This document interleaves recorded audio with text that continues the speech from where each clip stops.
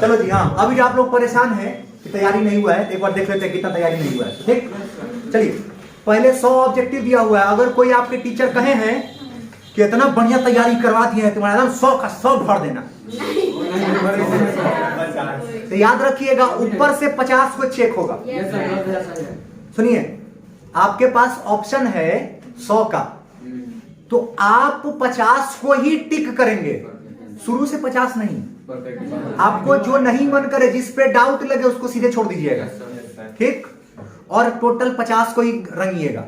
जहां तक रंगा हुआ होगा 50 को आपका टोटल, उसके बाद का चेक नहीं करेगा, क्योंकि कंप्यूटर से ओएमआर शीट चेक होता है। ठीक है, जब आदमी चेक करेगा कोई भी, तब तो 50 के बाद चेक नहीं करेगा, तो कंप्यूटर का है चेक करेगा। समझ गए? और ध्यान रखिएगा ओएमआर शीट भरने में हड़बड़ाइएगा नहीं, समझ गए? आराम से इत्मीनान से भरिएगा, टाइम रहता है आपके पास सफिशिएंट, इसलिए घबराना नहीं है। चलिए बात कर लेते हैं एक बार 100 को, पहले ऑब्जेक्टिव है, पहले उसकी चर्चा कर लें एक बार। ठीक, चलिए पहला क्वेश्चन इसमें देखिए, अब इंस्ट्रक्शंस जो है पढ़ लीजिएगा एक बार अपने से, समझ में आ गया तो ठीक, नहीं समझ में आएगा तो हम हैं।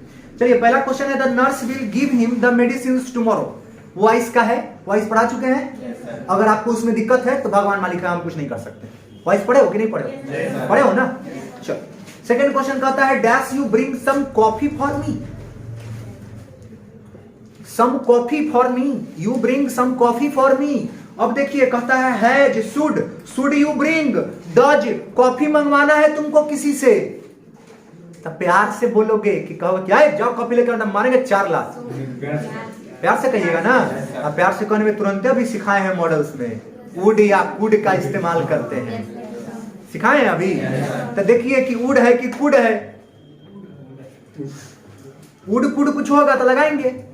देखिए इसमें दिया हुआ है वुड, हो गया ऑप्शन सही। अरे बोलो ना जी हाँ या ना।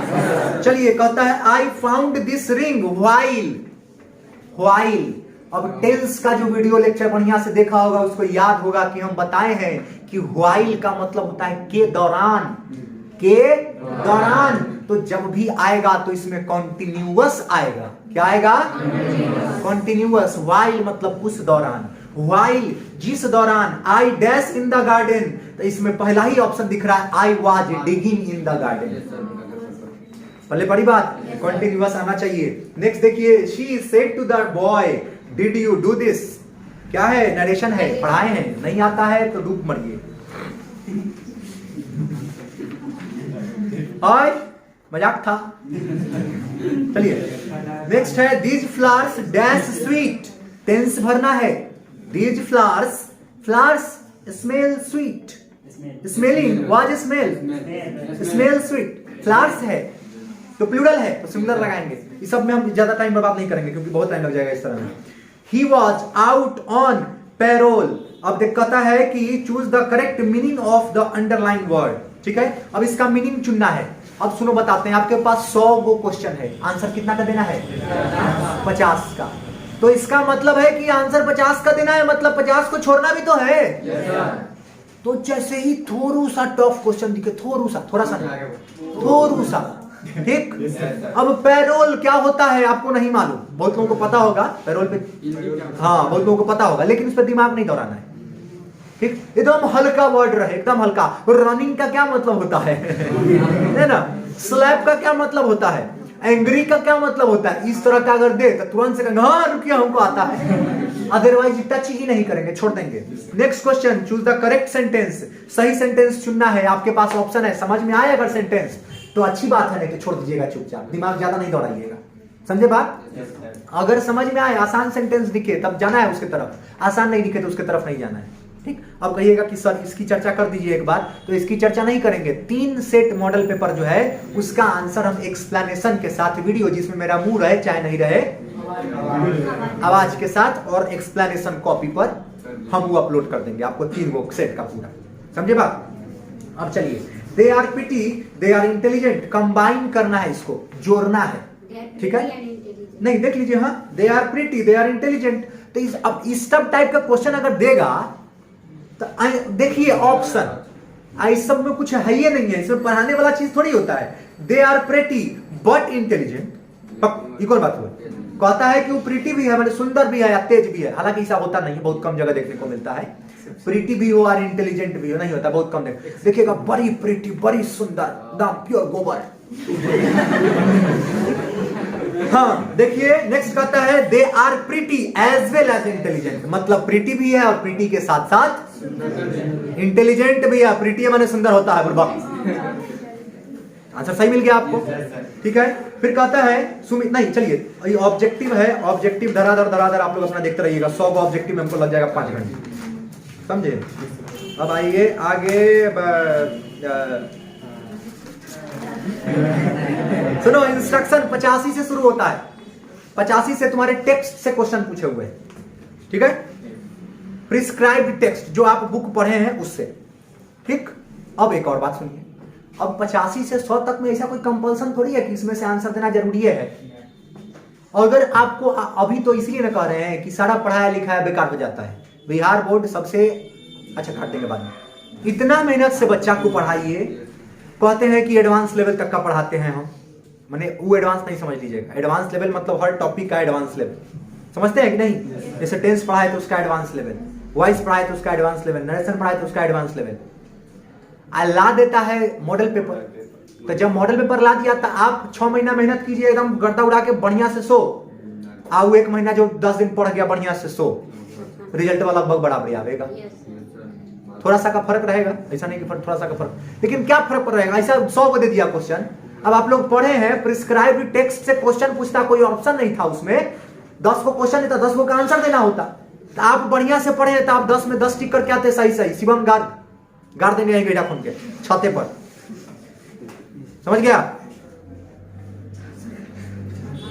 तो अब इसमें भी है ऑप्शन है, 15 को क्वेश्चन है। 15 को में जरूरी नहीं है आपको 15 हो नहीं आ रहा है तब भी ठीक है। 85 को है ना उधर, तो 85 को 50 को तो भरना है, 35 को तैयो छोड़ना है। लेकिन ऐसा नहीं है कि 15 को क्वेश्चन है, 15 को क्वेश्चन में 10 को से ऊपर आपको आएगा हर हाल। आप पढ़े हैं टेक्स्ट,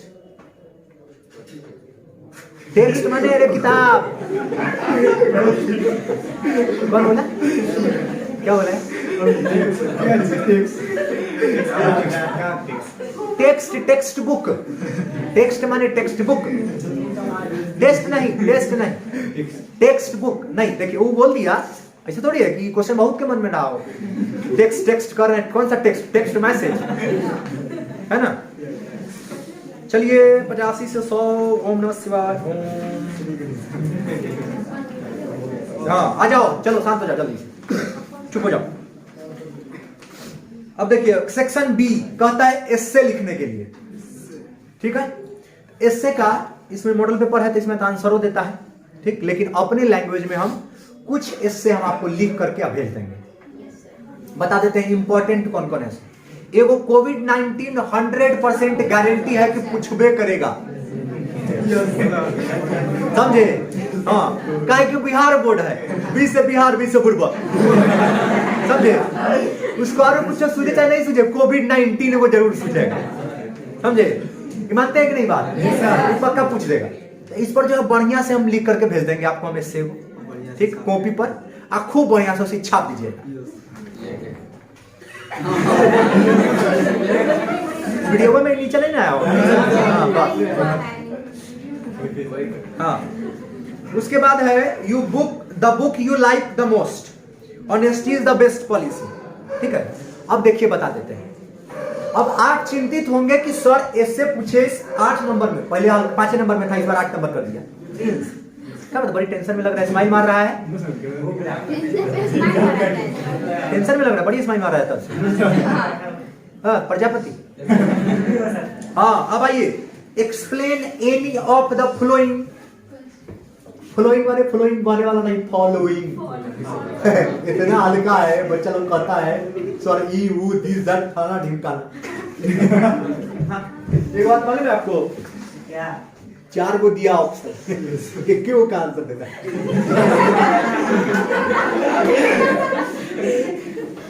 माने का जरूरी है पढ़ने का, ऐसा कर देता है कभी कभी, समझे। आप परेशान है, बताइए हमको खुशी के बारे में आंसू आ रहा है।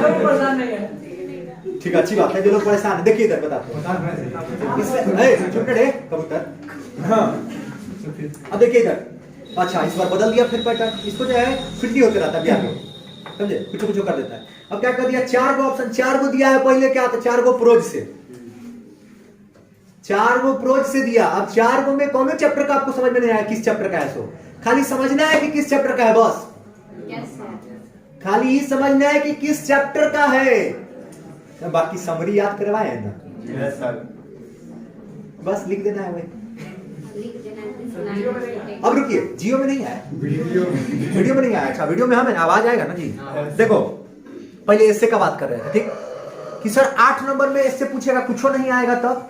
अब लिख दिया honesty is the best policy, ठीक, honesty is the best policy, it is said that honesty is the best policy, we know that honesty is the best policy, my father told me honesty is the best policy, honesty gives everything, honesty is everything। अब उसके बाद honesty को छोड़ दीजिएगा, it से शुरू कर दीजिएगा, समझे, it is always useful, it is very simple, it is। अब देखिए आप बिहार बोर्ड के बच्चे हैं, आप जितना एक्चुअल टाइप लिखिएगा ना उतना कम नंबर काटेगा। देखिए पूछेगा तो कोविड-19 है वो जरूर, तब आप उन्हें समझ गए।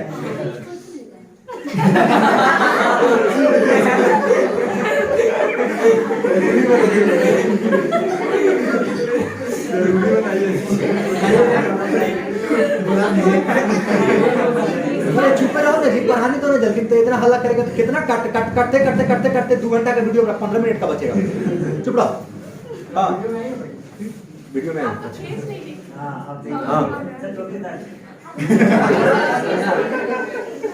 तुम्हारा टोपी के पीछे पड़ा, ये बुलेट प्रूफ टोपी है तो सुपारी पर ही लिया करे, माथा में गोली मार देगा तो। हाँ चलो चुप रहो, समझे। तो ये है गुरु मंत्र, एकदम सिंपल लैंग्वेज। उसी बीच में वो कहानी जोड़ दीजिएगा, my father said to me. Simple नहीं, हंसना नहीं है, अरे हंसना नहीं है इसमें, ऐसा नहीं कि मजाक की बात है। आप सेंटेंस खाली सही सिंपल एकदम आसान सेंटेंस सही लिख करके आइएगा, नंबर गारंटेड देगा ही देगा, समझे। कम से कम नंबर काटने का चांसेस बचता है। अब देखिए एक्सप्लेनेशन बचा, explain any one of the following, ठीक है। अब 4 दिया, 4 में से एक को आपको याद नहीं आएगा कि किस चैप्टर का है, सो 4 में से एक को नहीं याद आएगा किस चैप्टर का है, बोलिए आएगा, 100% याद आएगा, ठीक। अब देखिए, अब आप कहिएगा हमसे कि सर आप तो कहे थे या तो प्रोज का याद करना चाहे पोएट्री का याद करना, बोलो ना जी। तो सर प्रोज वाला तो हो जाएगा, अब पोएट्री में से भी 4 दिए हुए हैं, तो कोई बात नहीं। देखिए, and the nightingale is dumb and the angel will not come, ये तीसरा चैप्टर का है, ठीक है। Now the leaves are falling fast. अगर आपको याद आ रहा है तो अच्छी बात है, नहीं याद आ रहा है तो जाके घर पे देखिएगा, हम जो बुक आपको दिए हैं उसमें पोएम सारा लिखा हुआ है। पोएम काहे लिखा हुआ है, इसीलिए ताकि आप उसको एक बार पढ़ के देखिए कि किस चैप्टर से कौन लाइन लिए हुए हैं। बताए थे हम, ये बात बोले थे, से याद है कि नहीं, ये आपको पता चले कि आखिर किस चैप्टर का है, समझ गए बात। अब एक बात बताइए, हम आपको हर चैप्टर के ऑथर को बोले याद कर लेने के लिए, बोलो प्रोज चाहे पोएट्री, पक्का ना। तो आप शुरू कीजिएगा कि this is an extract, this is an extract लिख देंगे, बता देंगे हम कैसे लिखना है। सो इसका आंसर एक का भेजेंगे ना बना करके बढ़िया से, उसमें बताएंगे this is an extract from the chapter now the leaves are falling fast, now the leaves are falling fast which is composed by W.H. Auden, W.H. Auden का लिखा हुआ है, ठीक। उसके बाद एक बात बताइए हमको, आप समरी ने नहीं याद किए हैं पोएम का, अबाउट द ऑथर तो याद किए हैं ना, तो 4 लाइन पहले 5 लाइन अबाउट द ऑथर भर दीजिए, ठीक है, समझे। और in these lines author wants to state that, लिख दीजिएगा इसी को, समरी नहीं, समरी तो याद ही नहीं है पोएम का, बस ये जो लाइन लिखा हुआ है इसी को लिख देना है, समझे। और इसी को फिर से एक बार और लिख देना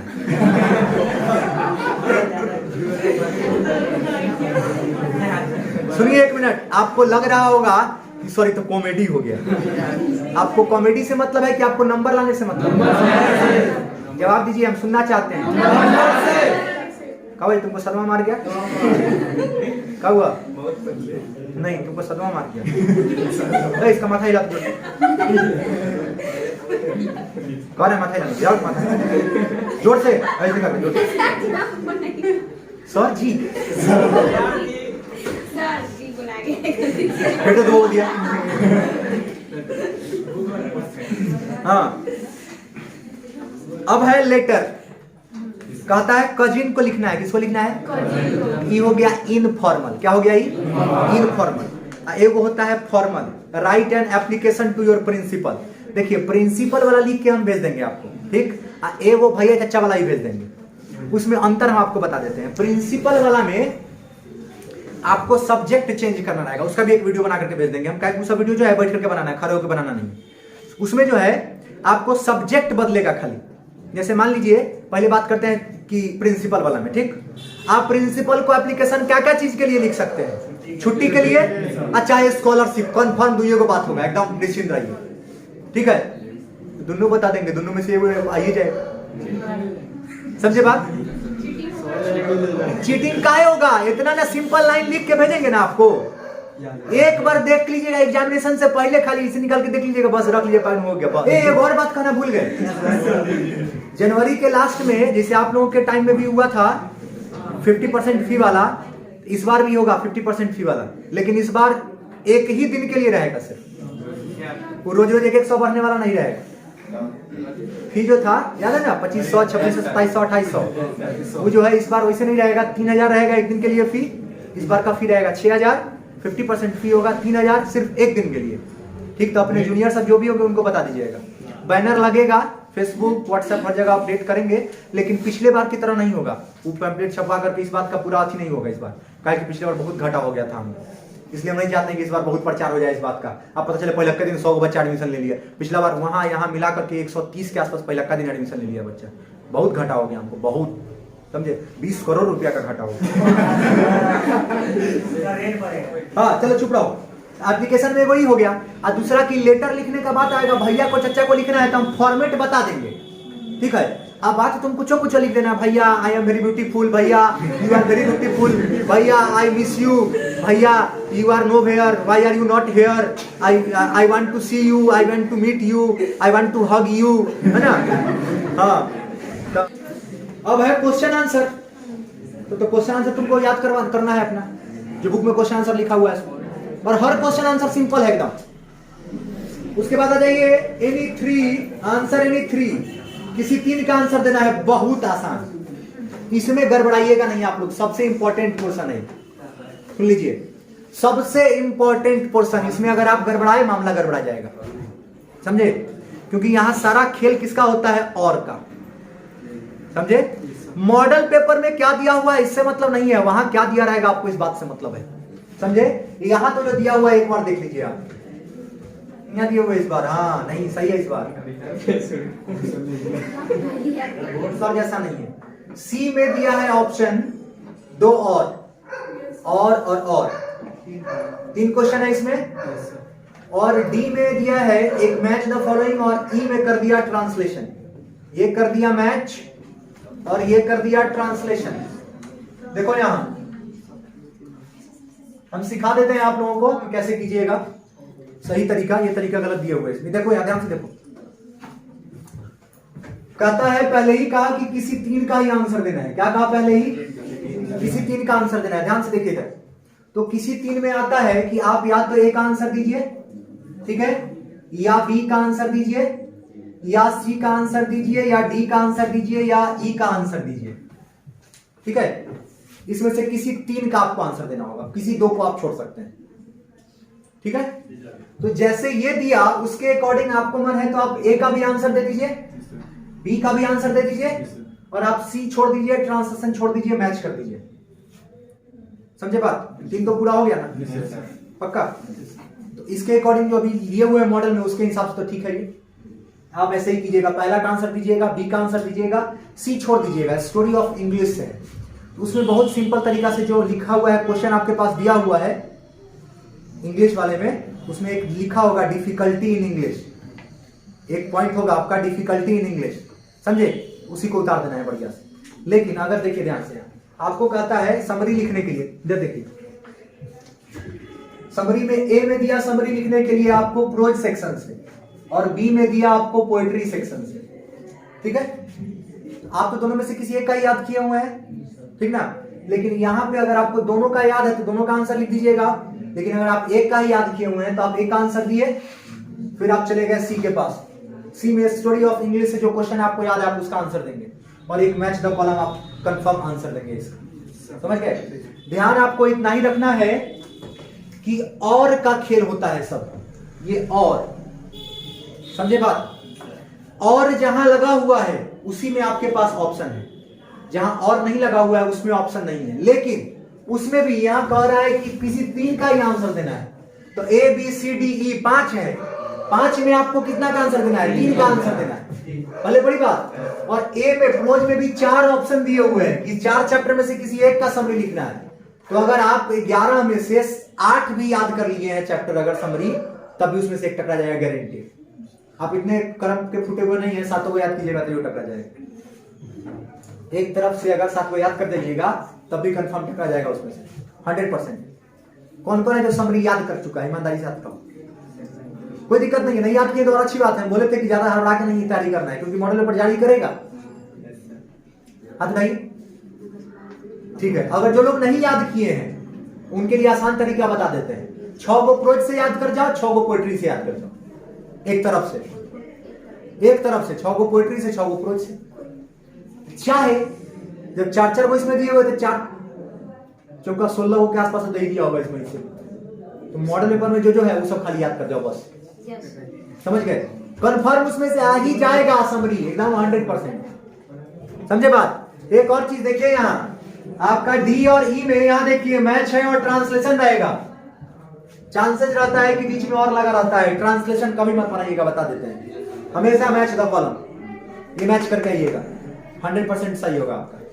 भले बड़ी बात। उसके बाद आखिरी पैसेज होगा दिया होगा।